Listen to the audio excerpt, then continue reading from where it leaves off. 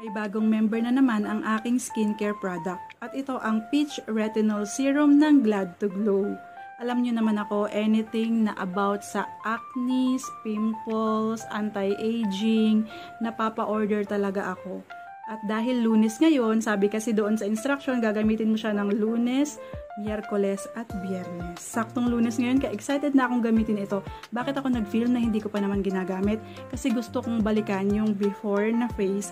Kasi yung iba naglalagay sila or nag-video sila ng day 1, day 2, day 3, hanggang day 10. Pero busy po akong tao, kaya wow, really. Busy ako kaya hindi ko mapapangako na magdi-day 1, day 2, day 3 hanggang day 10 ako. Kaya i-film ko ang mukhang to ng before. Tapos, tingnan na lang natin after 10 days kung mag-effect ito. Sana effective ka naman. Glad to Glow. Pinakaunang product ko ng Glad to Glow. Kung gusto mo akong sabayan sa aking balik alindog journey, maglalagay ako dyan ng link sa yellow basket para sabay-sabay tayong mag-glow up ngayong darating na Pasko.